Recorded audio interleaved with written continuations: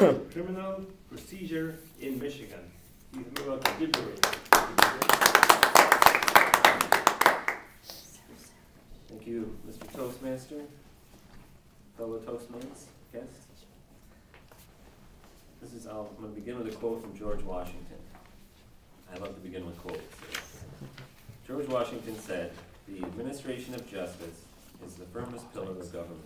So today I'm going to talk about the administration of justice and just a small aspect of the justice system, and that's the criminal procedure system in Michigan.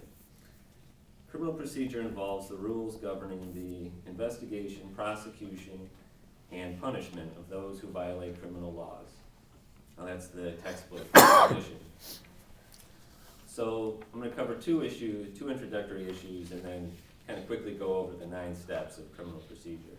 So introductory issue number 1 is it's important to understand the difference between criminal law and civil law. Now criminal law deals with public injuries, whereas civil law deals with private injuries. So with criminal law, there are statutes written into the criminal code where if you violate those statutes, it's kind of considered an offense to the community or an offense to the public. But with civil law, it's an offense to an individual. So an individual is able to redress those grievances by suing the person who injured them.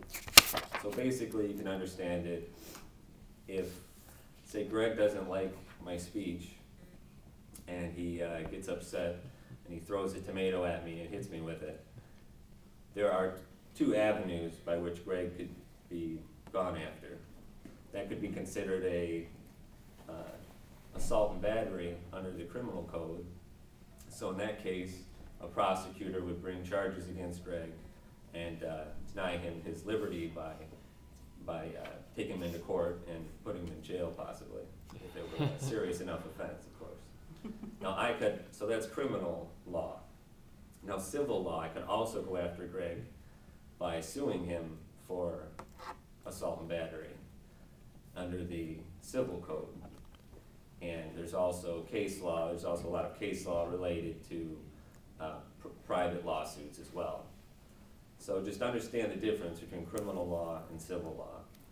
And today I'm going to be talking about the criminal law, the process of how criminal law, how people are brought through the criminal justice process. So the issue number 2 has to do with our court system. We have a Supreme Court, an appeals court, and a trial court system in Michigan, and most states are set up that way. So the appellate courts are the Supreme Court and the Court of Appeals, and then the trial courts, the 2 most relevant ones for our purposes today are the Circuit Court and District Court. And so the Circuit Court and District Courts are the 2 trial courts, and the District Courts are more narrow, they're more limited in power. The Circuit Courts are the trial courts that hear the full trial, and have the most broad powers. So now I'm just going to quickly go over the 9 steps of criminal procedure in Michigan. And you could probably get a similar outline by watching Law and Order, or, I don't think they cover the whole process in like CSI, but certain shows give you kind of a good outline of how it works. So criminal proceedings begin in the trial court and eventually may end up in the appeals courts. So step number 1 is the complaint. A complaint is a written document that kind of documents the crime. So if Greg hits me with a tomato, I could go to the police department and fill out a complaint. So that's step 1. Step 2 is the investigation. So the police working from my complaint will investigate the crime. So they could come to the next Toastmasters meeting and interview witnesses that were here when Greg threw the tomato. They could collect forensic evidence and do other things. So basically they're building a case against Greg. So once they've gathered all the evidence and facts, they will turn that over to the prosecutor. and that involves step 3, where the prosecutor, I call it the arrest process. So there was the complaint, the investigation, and then the arrest.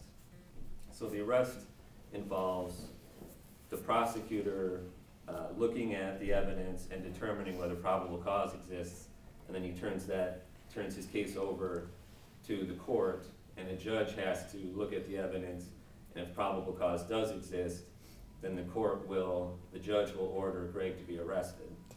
So Greg will be brought into court, and step 4 is the arraignment.